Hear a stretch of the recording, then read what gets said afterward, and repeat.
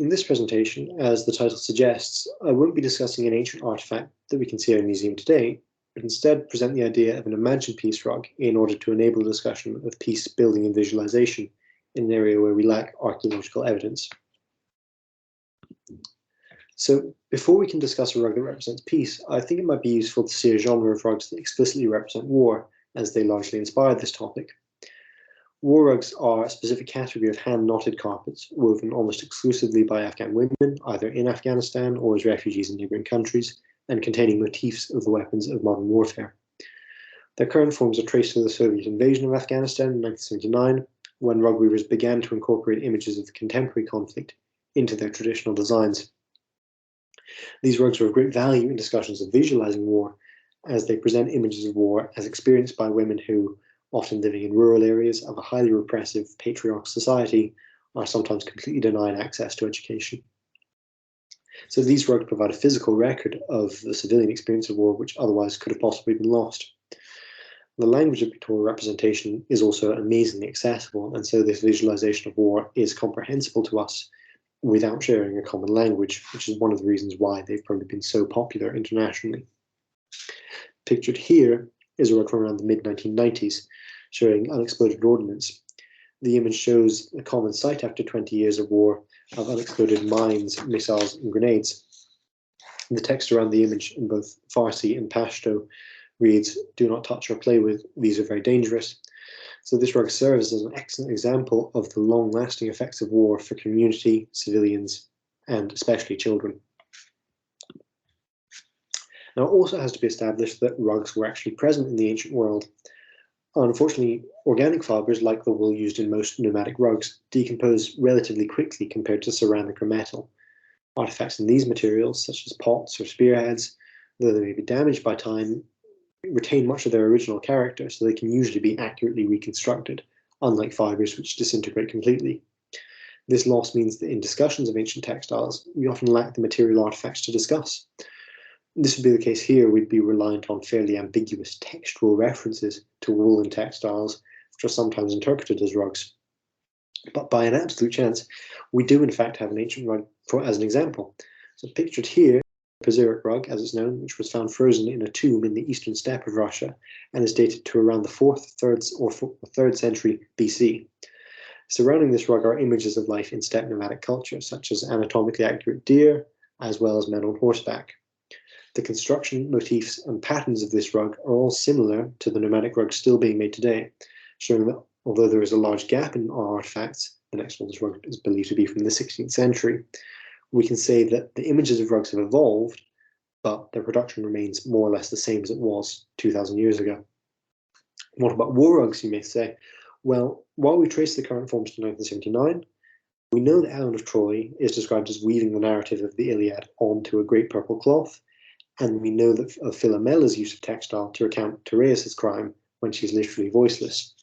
So from the evidence before, we can see that rugs existed, and then from the mythocultural examples, we can see that textiles were incredibly significant in female narratives of violence in antiquity. Because we're so literate in ancient war, we can pretty easily guess which images would feature on an ancient war rug. Of course, they depend on location, but the images of soldiers or epic heroes might be depicted as they are on Attic vases, or perhaps even Scythian cavalry as could be on the Pazuric. But what sort of image would show up on an ancient peace rug?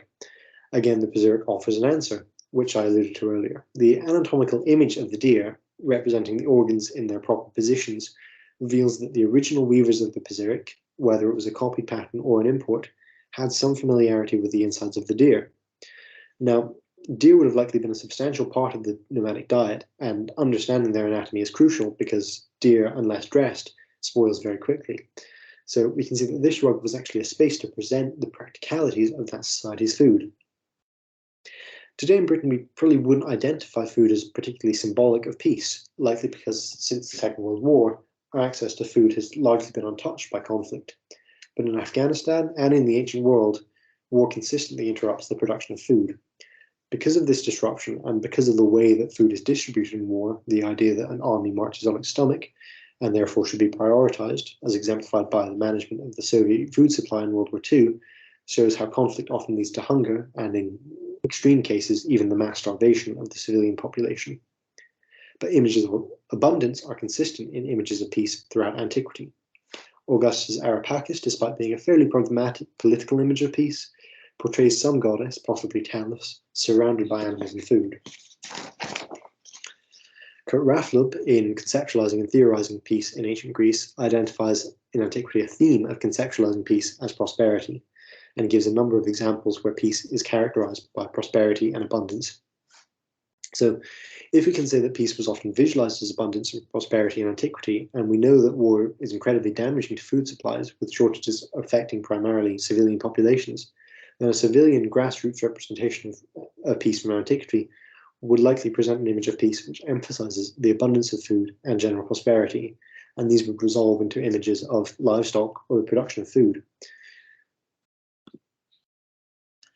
An interior design company called Material Culture actually had a project in 2013 creating Afghan peace rugs. Their stated aim was to promote peace by changing people's image of the country and stimulate the economy by replacing war rug collecting with peace rug collecting.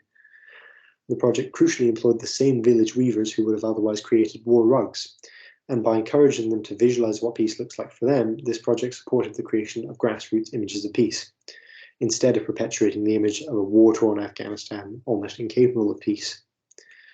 And so by imagining an ancient version, we can begin to combat the established image of antiquity as described by conflict and offer an image of grassroots peace in the ancient world. Now, imagining is all well and good, but as a future aim, it would be great to actually create a physical ancient rug of peace. It would serve as an incredibly accessible educational resource, which could challenge the currently masculinized and militarized artifactual landscape by presenting an everyday image of peace in a traditionally feminine medium. And further, the process of creating a rug should be seen as a metaphor for the creation of grassroots peace. Knotting a rug is a slow and laborious process in which many people have to work together to the same design. It involves tying together thousands of individual knots while the larger image remains invisible. But ultimately, and only after it's finished, you're able to see that you've created something that is both beautiful and enduring. And this is my bibliography. Thank you for listening, and if you have any further questions about peace rugs, war rugs, or any rugs for that matter, please feel free to ask during the Q&A. Bye-bye.